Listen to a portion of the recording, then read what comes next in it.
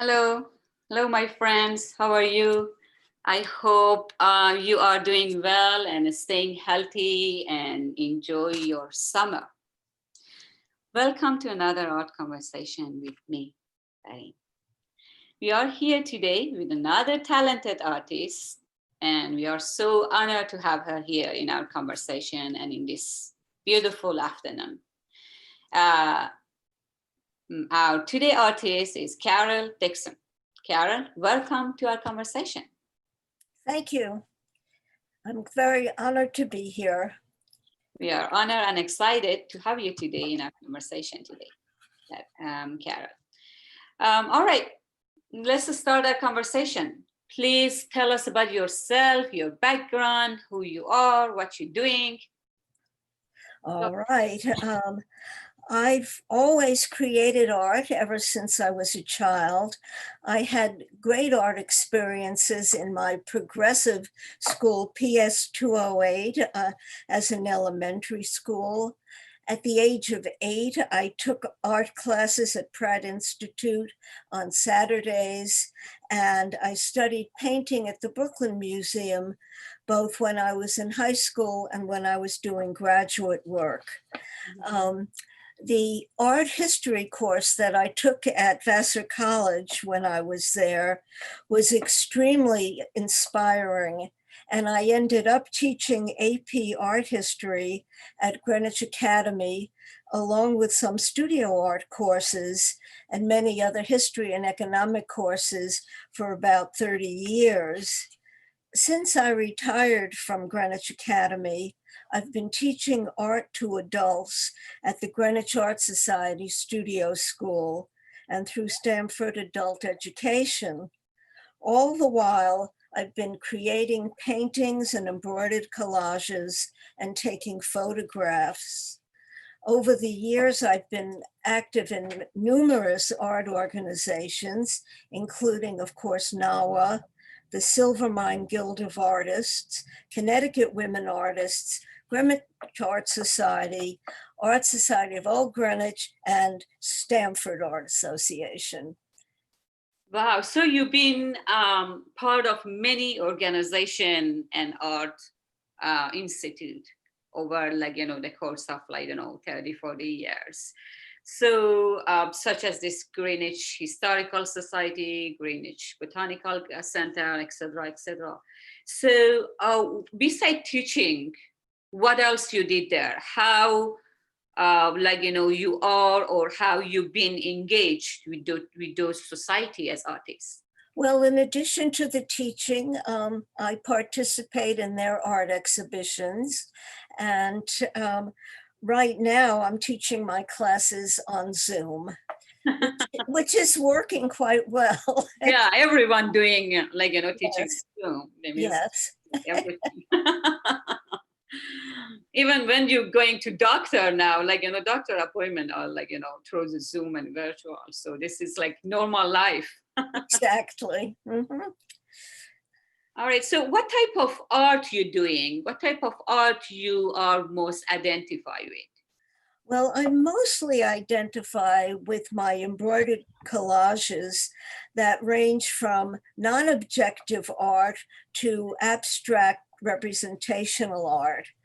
And these works try to convey soul, feeling, intelligence, sometimes wit, through color, texture, shape, and composition.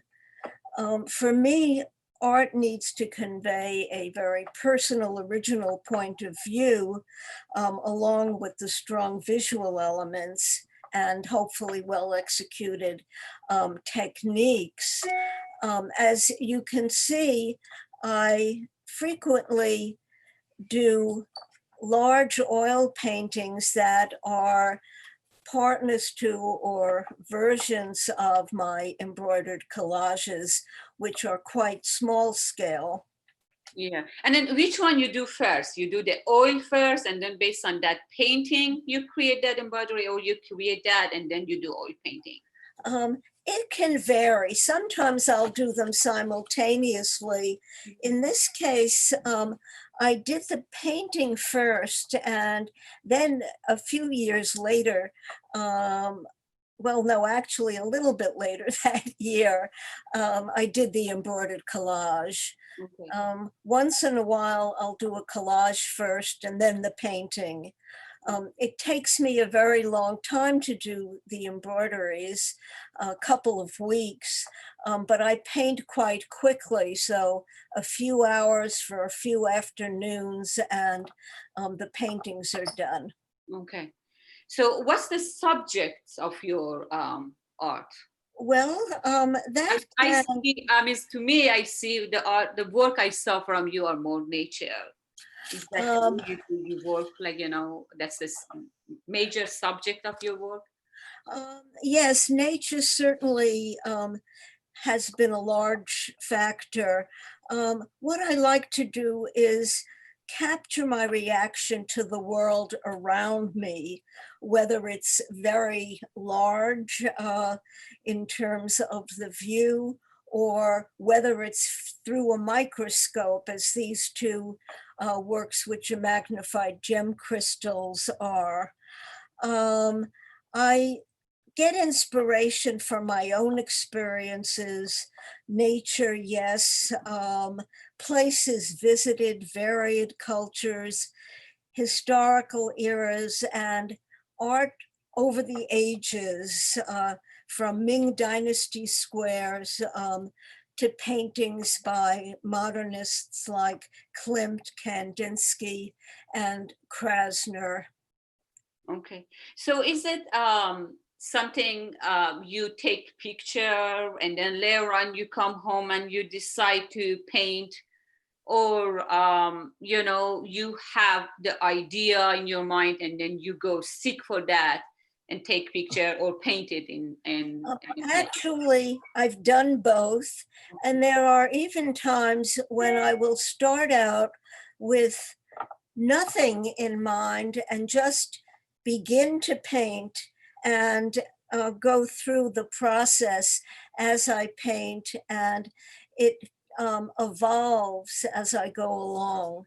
So all three things, from photographs and sketches that I might take, from actually looking at something, or just coming out of my head during the process.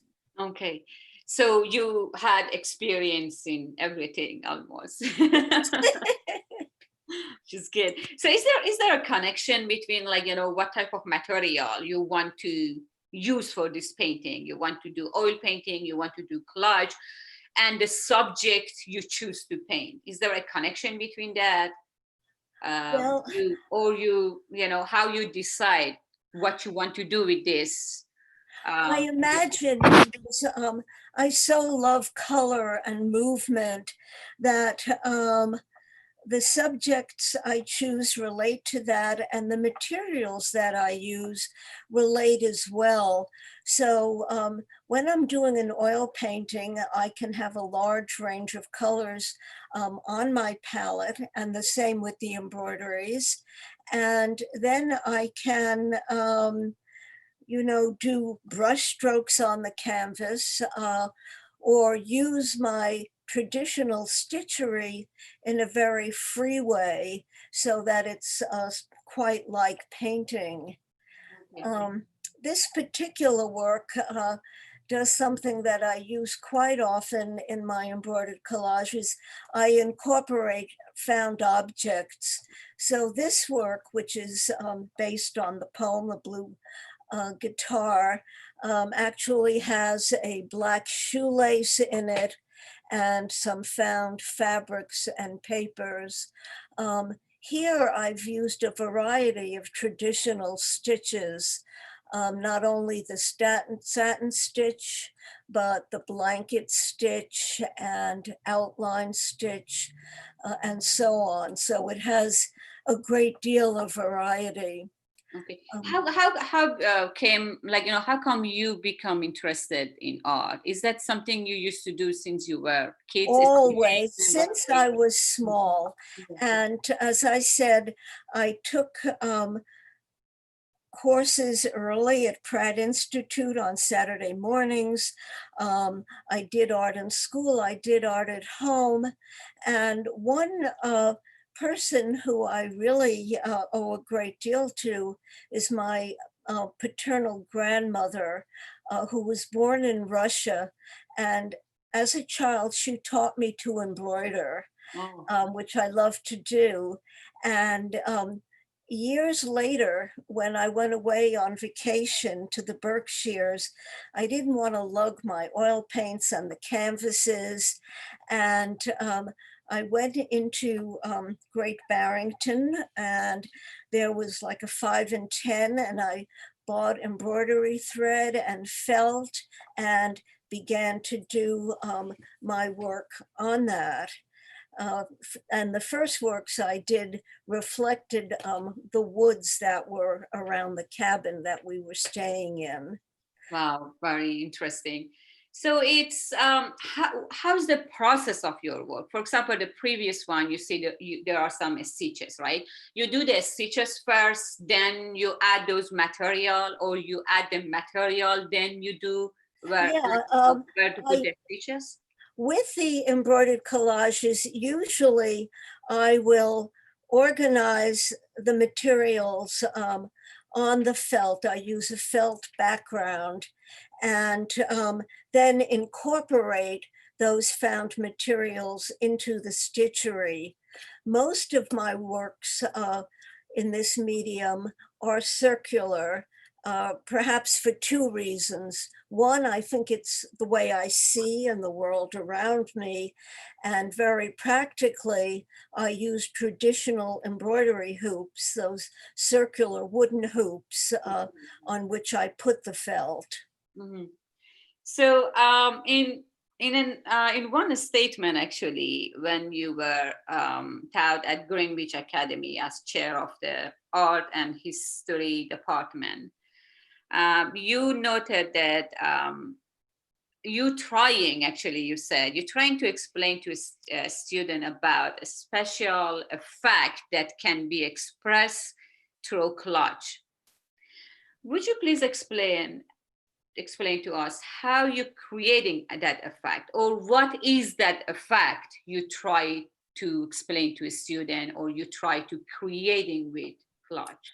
Um, One of the things that I definitely try to create with my embroidered collage uh, is to juxtapose the traditional with the contemporary. So using very traditional materials, the embroidery thread, the needles, the felt, and so on, I use found objects that represent life today, so that some of them might represent crushed cans I find on the sidewalk, or the foil tops of wine bottles, that kind of thing. Yeah. Uh, And then why you incorporate those into your work? uh, What's the message, or like, well, the message is to show, and I was a history teacher for 33 years in high school, to show a continuum from the past to the present. But what also happens, and I like in terms of the aesthetic, is to have the material give different texture and appearance, some dull, some shiny, some smooth, some folded. Um, so that's sort of part of what I intend. to do exactly? So is it has how has your work changed over the time? This is something you used to do from beginning, or this is like something you later on decide to do? Well, oil painting and all this thing you're doing? yeah, it's been a continuum, and I've done it all my life because I like to experiment. I can experiment with different ideas. This particular work is one from my imagination, an abstract mythical bird within foliage and flowers. But I also like to experiment with new things. And so over the years, I've used different computer programs, done computer artworks, printed them out, tore them up, incorporated them into some of the works. One thing that I've been doing fairly recently in my embroideries is to shade them with Caran d'Ache. And you can see that in this particular work. If you look at some of the pink areas where I've taken a darker pink Caran d'Ache and just, shaded it and shaded some of the blues.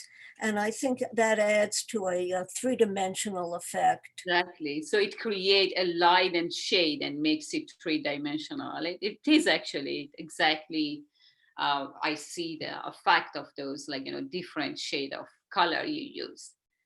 So how are you doing this? Are you sketching, drawing first, and then you start to stage, or you just have the plan in your mind and start to stage? Both. Uh, As I say, sometimes I'll use a photograph, sometimes I'll make a sketch, sometimes I'll You sketch just it in a fabric, right? You start sketch in. the fabric and then you start to stitch it. Yeah, yeah. And sometimes this one has no collage elements, but is all a stitchery, this striped sea at sunset.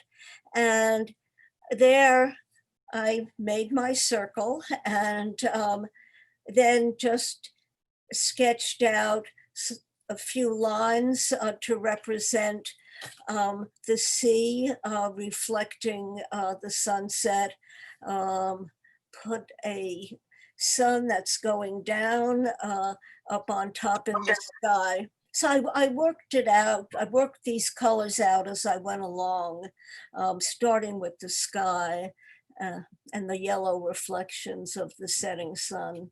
So you start from the side, not from the center when you start stitching. For this particular one, there are works which are sort of central bursts, and I will start at the center like petals in a flower and burst out to the edges. Okay.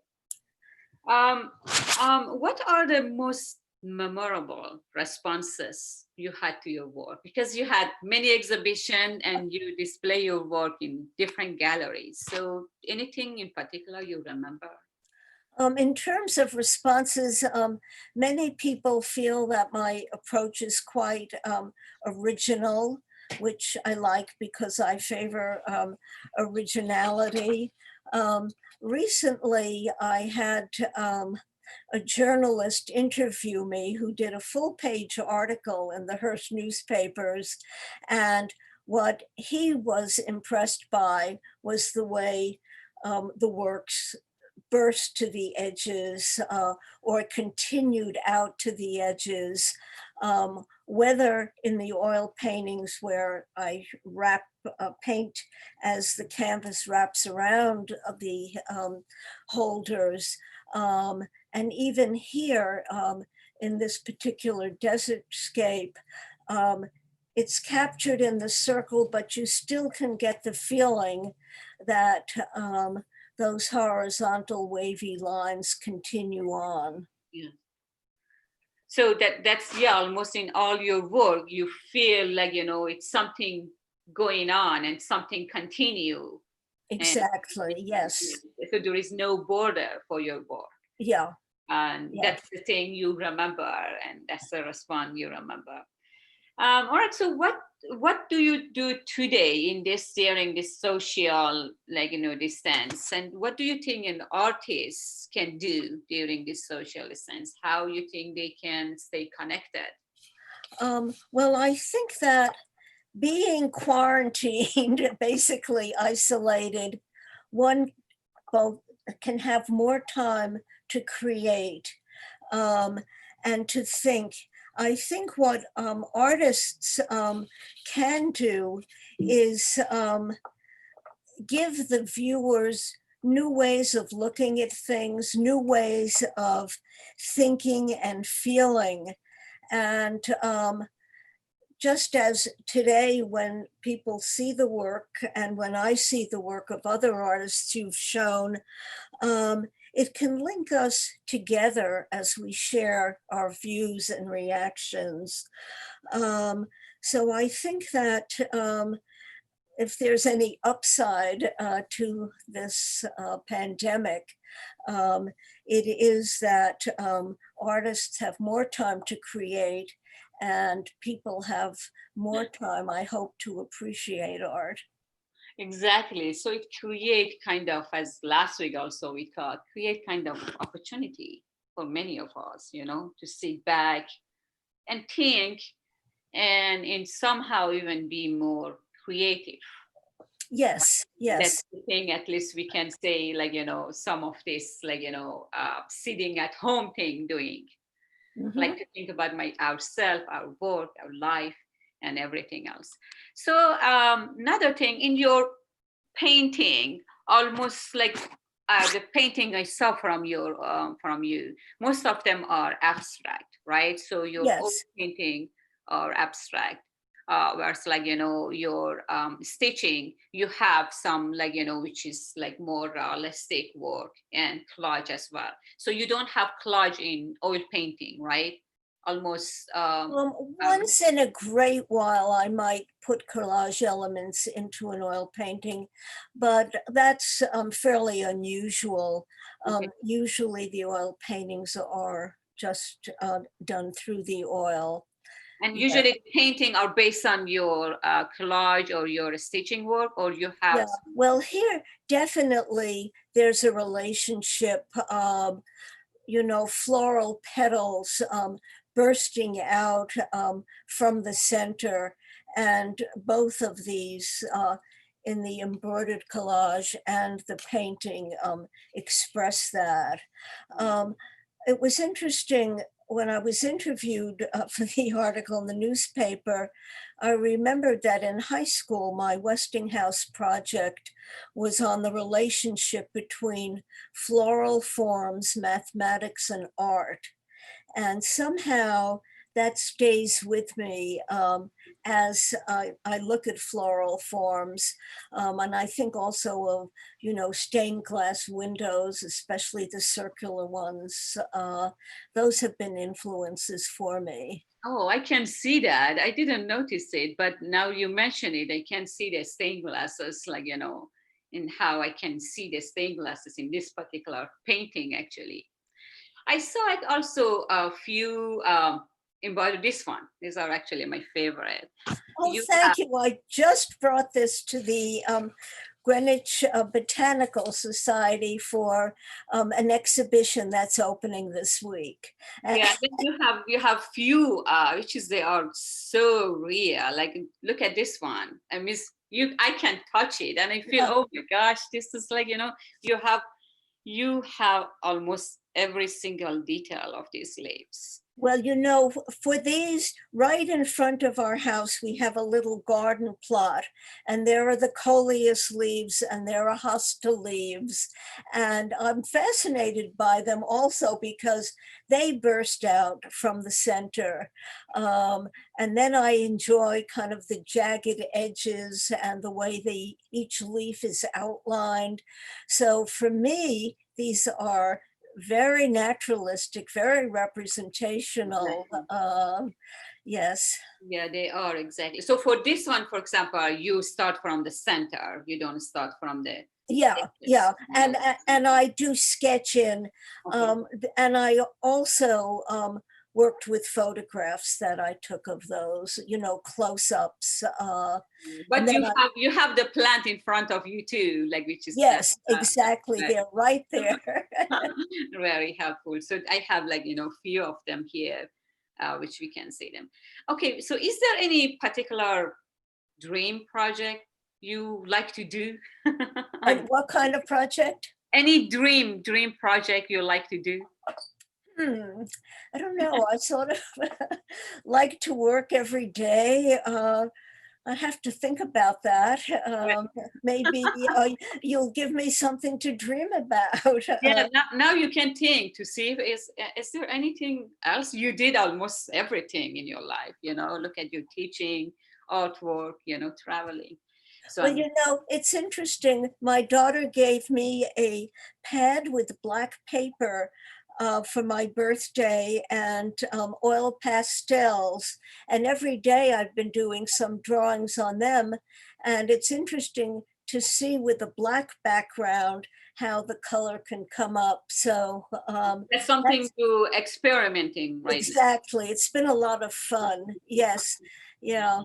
So we look forward to see those, and to see the outcome of this experiment you're doing right now. Every day I send her and my grandchildren the drawings I did on the pad they gave me. These two that you just showed are quite recent, and they incorporate just things I found in my driveway, on the sidewalk. So these are the things you're doing this year during sitting at home. Yes, yeah. And I have my studio is actually half of our garage, and I do the oil painting there, but I do the embroidered collages right on my couch or my dining room table, right in the house. Yeah, that's about the convenience of that. They are not messy, you don't need to have air ventilation and everything around. So that's right. Yes, yes. Yeah, exactly. Mm-hmm. All right, Kara, do you have any final word for our today guest? Okay. As I tell my students, the more you do, the better you get. And for those of you who might not have created much art, there's no time like the present to do that, especially since we are now at home so much. So I wish everybody good creative experiences from now on. Thank you very much. We are really honored, and really we enjoyed our conversation with you, Carol, and hope to see your work in that experiment you're doing next year sometimes, in another conversation. So if you have, this is actually conclude our today conversation with Carol. If you want to reach out to her, this is her email, and you can shoot her email. I'm sure she'll respond. We all have time. The only thing we have these days is time, sitting at home, check our email and computer and do art. And if you have any question from Nova or for me, you can always email us again at office@nova.org. And we did a small changes for our show. From August, we have only 2 shows every week. That means next week we don't have any show, and the following Friday I'll see you with another artist. All right, thank you very much. Stay safe and enjoy your weekend. Bye, everyone. Bye, Kara. Bye. Thank you so much. Thank you.